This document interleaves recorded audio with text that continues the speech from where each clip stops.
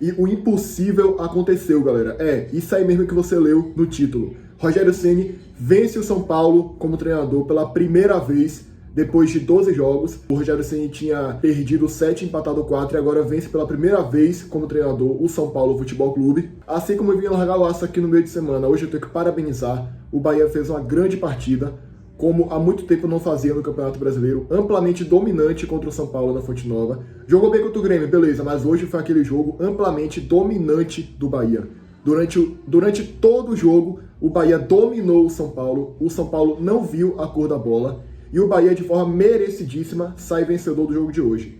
Se fosse qualquer resultado que não fosse triunfo do Bahia, seria muito injusto, pela chance que o Bahia criou, chances claríssimas de gol, pelo que o Bahia produziu durante toda a partida. O Bahia criou inúmeras chances claríssimas de gol durante todo o jogo, e o 2-1 ficou até barato para o São Paulo. Acredito que o placar justo seria uns 3 até 4 para o Bahia. Enfim, cara, o jogo começa, já dava para ver como seria o jogo. O Bahia impondo pressão absoluta em cima do São Paulo, porém ainda pecando no último passe, na finalização. Jean Lucas perdeu a bola na grande área, chutou para fora, e logo depois o Ademir, que estava fazendo uma boa partida no primeiro tempo, rouba a bola e perde um gol dentro da área. Foi puxado, mas eu acho que não foi pênalti, tá? Eu acho que foi um contato normal de jogo. E aí aos 30 minutos a gente tem a jogada mais inacreditável da partida.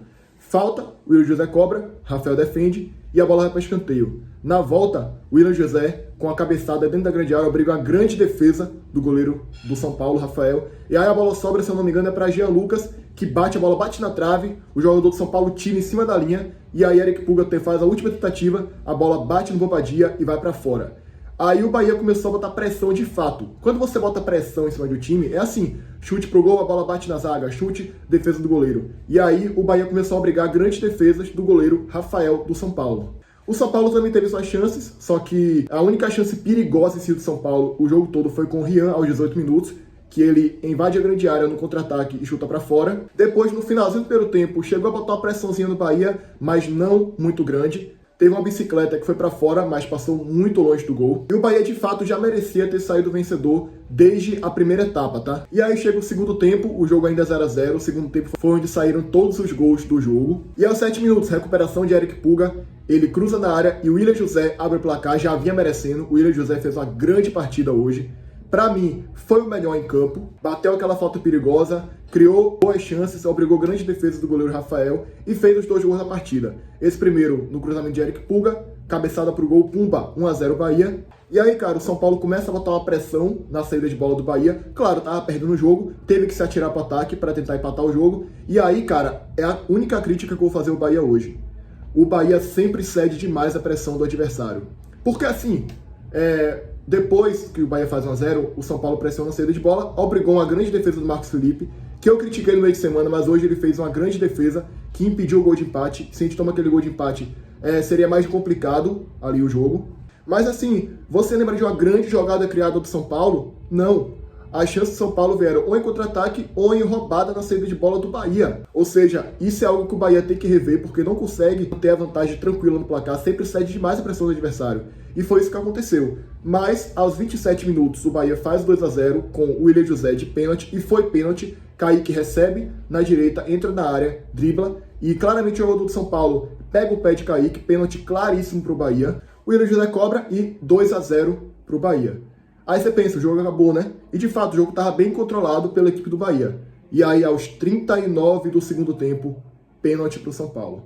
E assim, pênalti meio polêmico, mas bora ser honesto aqui, né, galera?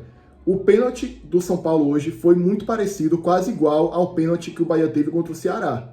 Então, se o pênalti foi dado ao Bahia contra o Ceará, hoje de fato também foi pênalti. Se a gente for seguir o mesmo critério. Jean Lucas toca com a perna direita no jogador do São Paulo, e o São Paulo tem o pênalti a favor. O pênalti é convertido ali pelo Luciano, e aí o São Paulo até teve uma chancezinha ali depois, de novo na saída de bola do Bahia, mas quando chegam nos acréscimos, o Bahia controla muito bem o jogo e segura o resultado e vence por 2-1 dentro da Fonte Nova, e o placar não reflete o que foi o jogo, porque o Bahia era para ter vencido por mais gols de diferença o São Paulo. Além de Willian José, destaque para Kaique. Para mim, o Willian José ganhou a titularidade do Lúcio, e o Kaique ganhou a titularidade ou então tá muito mais forte na luta para ser titular ali, porque fez uma grande partida hoje, entrou, comeu a bola. E, enfim, cara, grande partida do Bahia hoje, a gente merece sair vencedor. Pegando a escalação aqui, o Bahia entrou em campo com Marcos Felipe, Gilberto, David Duarte, Santiago Ramos Mingo, Luciano Juba, Everton Ribeiro, Caio Alexandre, Jean Lucas, Ademir, William José e Eric Puga.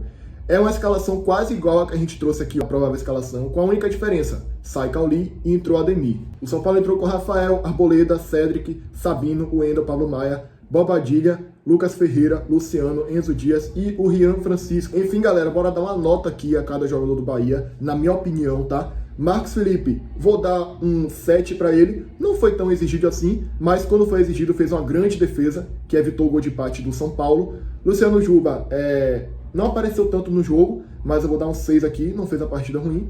Santiago Ramos Mingo, eu vou dar um 8. A David Duarte também, para mim a zaga do Bahia hoje fez uma boa partida. O Gilberto, eu vou dar um 7.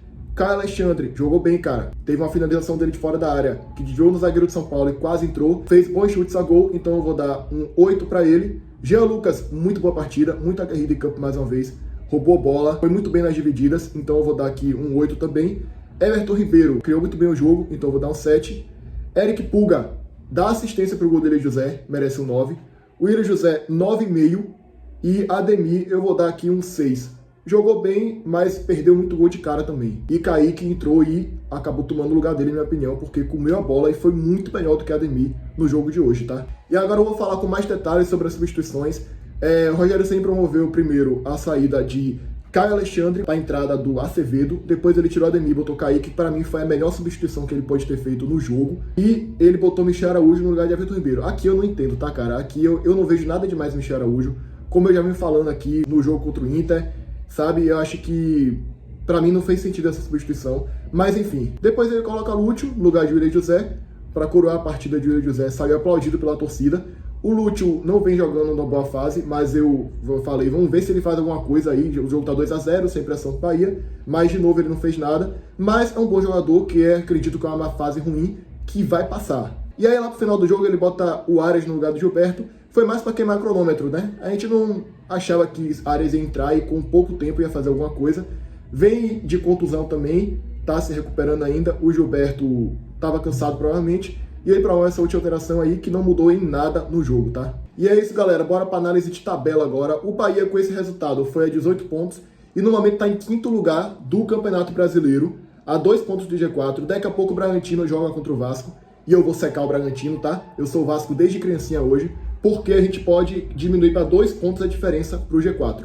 E aí outros 2 times pra gente secar na rodada é o Fluminense e o Ceará, para ver se a gente consegue terminar em quinto lugar. O Fluminense vai pegar a equipe do Inter fora de casa e o Ceará pega o Atlético Mineiro dentro do Castelão. Lembrando que o Ceará tem um jogo também no meio de semana contra o Botafogo, que foi adiado. Não, até hoje eu não sei por que esse jogo foi adiado, tá? Mas era para ter acontecido na última rodada, vai acontecer no meio de semana. E o Bahia muito provavelmente vai ficar ali a 2, 3 pontos do G4 essa rodada. Fez o que tinha que ter feito hoje, se impôs, foi para cima, ganhou o jogo e agora tá muito melhor na tabela, na luta pelo G4 e por uma vaga direta na Conmebol Libertadores do ano que vem, tá? A torcida precisava dessa resposta positiva depois da eliminação. E agora, novamente, se o Bragantino perder, a gente fica a 2 pontos do Bragantino. E o próximo jogo é Bragantino e Bahia. É o último jogo antes do Super Mundial, lá no Nabi Abichedi. Então, mais um motivo para secar o Bragantino hoje, porque se o Bragantino perde hoje e a gente ganha do Bragantino na próxima rodada, o Bahia entra no G4 do Brasileirão. O jogo de hoje novamente empolga a torcida e traz uma esperança nova, porque foi contra um adversário difícil. Apesar do São Paulo estar mal no Brasileirão, mas eu acho que vai se recuperar. Tem um bom time, é um time grande. E acabou de se classificar na Libertadores, né? O oposto do Bahia. O Bahia tá bem no Brasileirão e na Libertadores caiu. O São Paulo tá mal no Brasileirão, mas na Libertadores fez o seu papel. Se você pegar as estatísticas do jogo aqui, olha que interessante. Como nem sempre a estatística reflete de fato o que foi o jogo. O São Paulo teve mais chute a gol, 14-13. Eu até me surpreendi quando eu vi, porque eu achei que o Bahia ia ter mais pelo volume que impôs no jogo. Mas o São Paulo, desses 14 chutes, só deu 4 no gol, enquanto o Bahia de 13 teve 7 chutes a gol e várias chances claríssimas de gol. Então o Bahia dominou amplamente o São Paulo. Posse de bola 60% para o Bahia e 40% para o São Paulo. Já chegou a ter 71% lá no primeiro tempo. Então é isso, cara, não tem muito o que falar. O São Paulo não viu a cor da bola hoje. Agora a gente tem que pegar o gás desse jogo e continuar nessa mesma pegada para que a gente possa conquistar nossos objetivos no ano. que é chegar pelo menos à semifinal da Sula e lutar pelo título, classificar a Libertadores direto e ser campeão da Copa do Nordeste, que agora é o nosso foco. Vamos enfrentar agora o Confiança e o Náutico. O Náutico no próximo sábado, na Fonte Nova. E antes, no meio de semana, o Confiança lá em Sergipe. Não sei como que o Bahia vai pro jogo, porque o Bahia já garantiu praticamente a liderança do grupo, mas talvez queira garantir o primeiro lugar geral para ter o mando de campo nas quartas, na semi e também no jogo de volta da final. Vai aguardar para ver se o Rogério Ceni vai colocar o time titular, se vai com o sub-20 ou se vai mesclar, enfim, é aguardar para ver. Esse foi o nosso pós-jogo, galera. Não se esqueça de se inscrever, de dar like, de comentar, compartilhar. Comenta aí o que você achou do jogo, o que você achou da atuação do Bahia. E é isso, mais tarde eu volto aqui com mais vídeos para vocês. Tamo junto.